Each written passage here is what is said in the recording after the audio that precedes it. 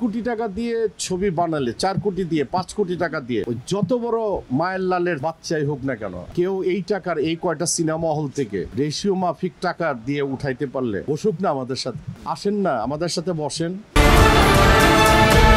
বাংলাদেশের মার্কেট এখনো হাইয়েস্ট যদি হয় তাহলে 1.5 কোটি টাকা হওয়া উচিত, 2 কোটি টাকা হওয়া উচিত।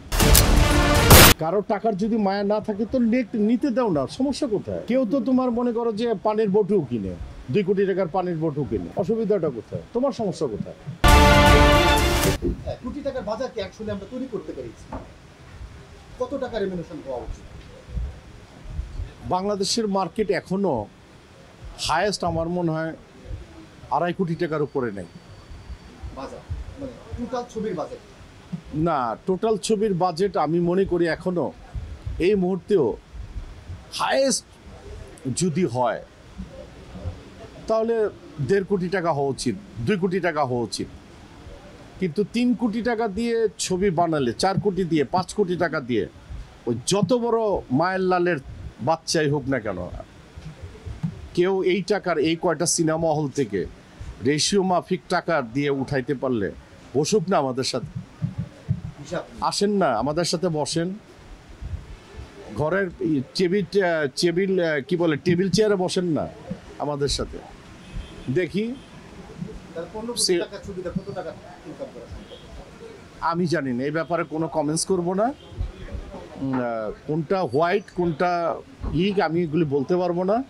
আমি আমারটা বলছি, আমি কারো বিষয়ে কোনো কথা বলতে রাজি না। এই যে ভাই হুট করে আসলে রেমিনেশনটা বাড়িয়ে দেওয়া আর্টিস্টরা একটা সিনেমা হিট হলো পরে সিনেমাতে ছবি বাড়িয়ে কিন্তু আসলে প্রযোজকরা কি ঝামেলায় পড়ছেন আপনার মনে হয়? ঝামেলায় পড়ছে। আবার কেউ যদি এখন সেই রেমুনেশনে যদি নিতে চায় তাহলে তাকে নিতে দাও না, প্রবলেম কোথায় তোমার? কারো টাকার যদি মায়া না থাকে তো নিতে দাও না, সমস্যা কোথায়? কেউ তো তোমার মনে করো যে পানির বটুও কিনে, 2 কোটি টাকার পানির বটু কিনে, অসুবিধাটা কোথায়? তোমার সমস্যা কোথায়? আচ্ছা ভাই, আমরা একটু অন্য প্রসঙ্গে আসি। এটা হচ্ছে আপনি একটু আগে বলছিলেন যে শিল্পী সমিতিতে নির্বাচনকে কেন্দ্র করে শাকিব খানের সাথে অপ্রীতিকর ঘটনা ঘটে এফডিসিতে। আপনি এফডিসি ছিলেন আর আপনার সন্তান আপনার সঙ্গে ছিলেন। হ্যাঁ, ফারদিন ছিল আমার সাথে। আসলে সেদিনকে রাতে কি হয়েছিল? আসলে ওখানে একটা অরাজকতা তৈরি হচ্ছিল। মানে তারা আমাকে ফেল করাবার একটা রূপরেখা তৈরি করে ফেলেছে অলরেডি এফডিসিতে, এবং সেই রূপরেখার এখনো জীবিত আছেন আকবর ভাই, এবং ওখানে খসরু সাহেব ছিলেন।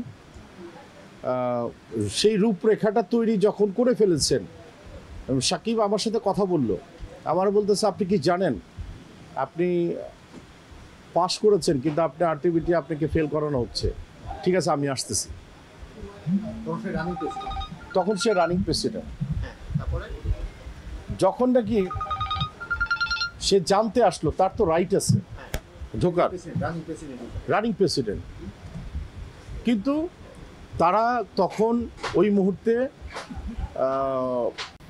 জায়েদ খানের নেতৃত্বে আরও কিছু কিছু মানুষ যখন তাকে দেখলো যে আসল জিনিসটা বেরিয়ে আসবে, তখনই সাকিবকে হিট করছে।